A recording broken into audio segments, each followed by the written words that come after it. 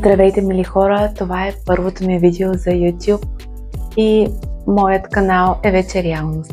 Много ще се радвам да ме подкрепите с един лайк. Сега ще ви дам малко повече информация за това, коя съм аз и какво ще намерите в моят канал. Казвам се Деница Павлова и съм на 32 години. Живея в град Бургас и съм майка на 5-годишно момиченце. По професия съм счетоводител, но моята страст са социалните мрежи. Мисля, че всяка от вас ще намери нещо интересно в канала ми, като започнем от бързи, лесни и здравословни рецепти за цялото семейство, идеи за места, които да посетим с семейството и децата ни, също така пътувания в чужбина, бюти трикчета и моите откровени отзиви за козметични продукти и грим продукти. Много ще се радвам да се абонирате за канала ми и да се забавлявате докато гледате видеята ми. Днес ви взимам с мен към регионалната библиотека в Бургас. Библиотеката има няколко зали, такава с книги за възрастни, за деца. Днес сме в детският сектор, изключително красив и разнообразен. Той е направен с много любов и грижа към децата и си личи, че иска да насърчи четенето на книги в по-младото поколение. Ето тук оставям Кати, докато ме изчака да избера интересни книги.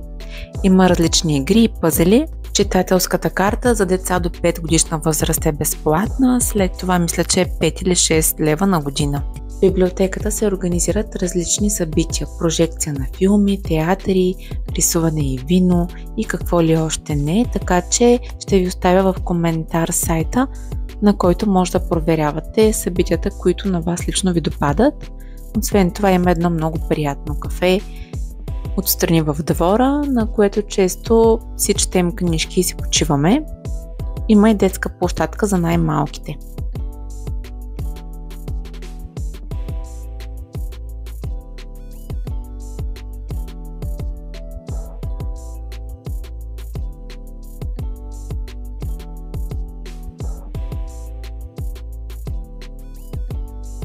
Отиваме към вкъщи, където ви давам една много бърза идея за обяд за цялото семейство, който освен това е здравословен.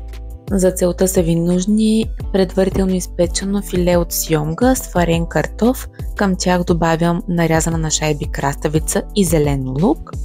Умествам с малко майонеза и горчица, добавям лимонов сок и копър. Получава се чудесна салата за цялото семейство. Днес се радваме на слънчевото време с разходка в морската градина. После плануваме да отидем да пазаруваме, но ще видим кога ще се случи това нещо.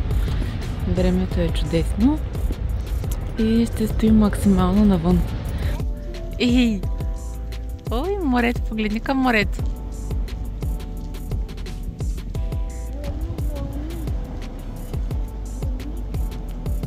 Впоследствие решаваме, че ще посетим и парка в Айтос, както и зоологическата градина, така че се отправяме натам.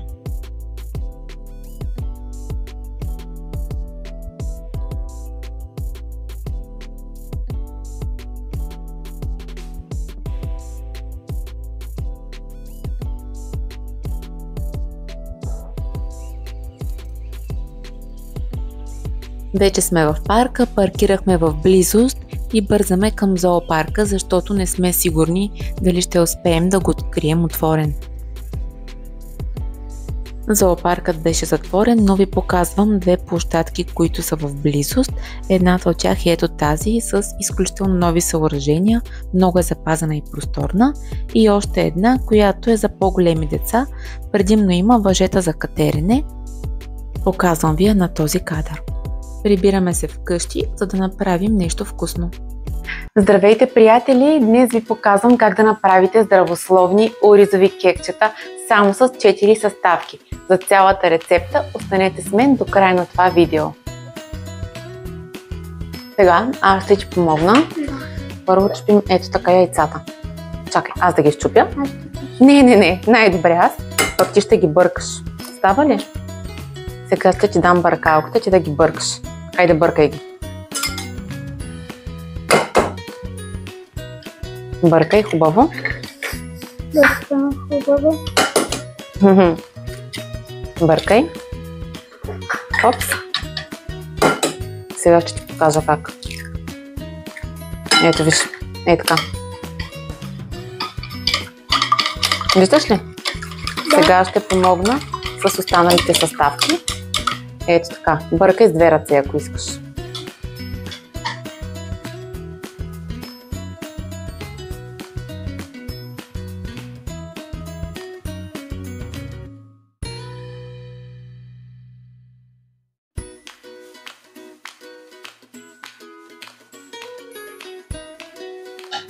В 200 грама мляко трябва да сложим една кафена лъжица сода. 200 грама са половин кофичка. Аз ще го направя на око.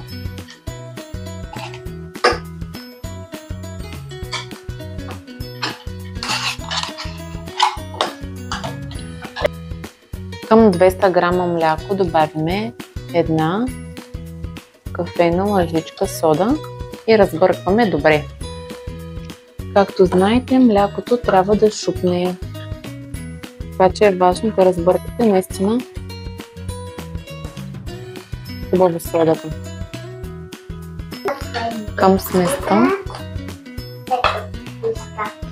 Към сместа добавям 6 супени лъжици олио. И отново разбърквам добре. Следващата стъпка е добавяне на 400 грама оризово брашно.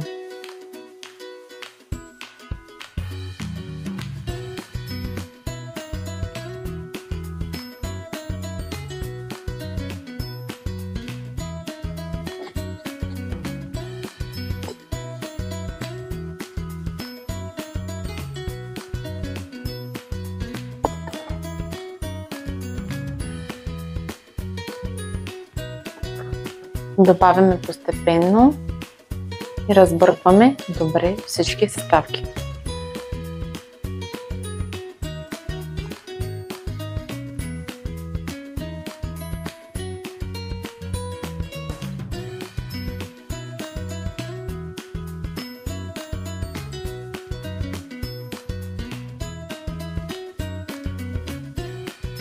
Към сместа решавам да добавя и сушени плодове.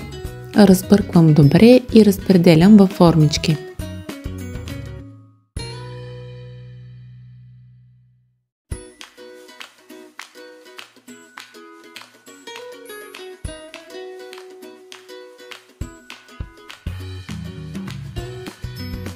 Това е крайният резултат. Изпекох ги на 200 градуса за 15 минути. На следващия ден се отправяме към Пловдив за фотосесия. На заден план виждате и дрехите, които съм си подготвила за там. Паркираме в центъра, или поне така мисля. Имаме малко време да се разходим из града и да пием по едно кафе, докато дойде време за ангажимента ми.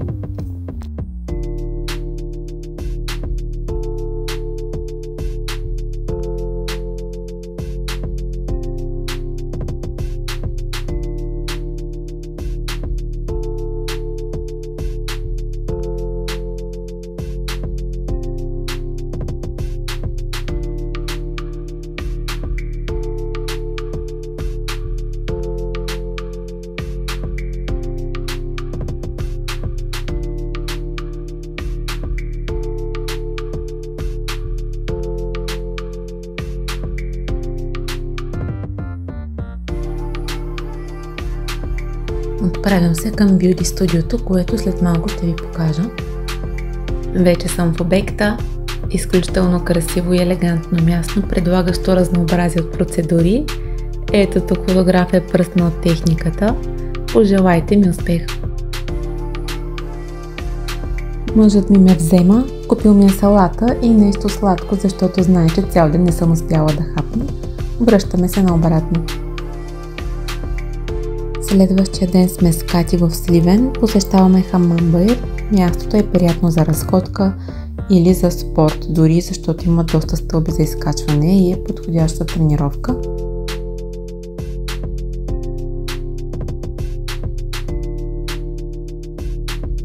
Мястото е озеленено, има малка площадка за деца, както и беседка, подходяща за пикник.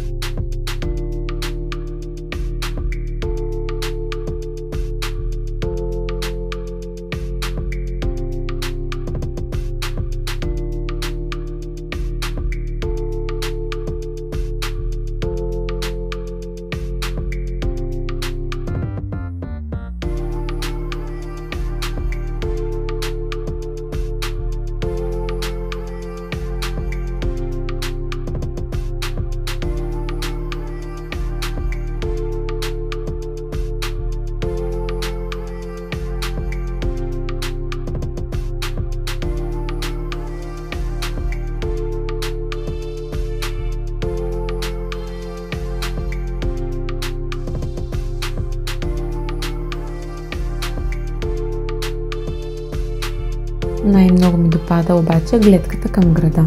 Надявам се първото ми видео да ви е било интересно.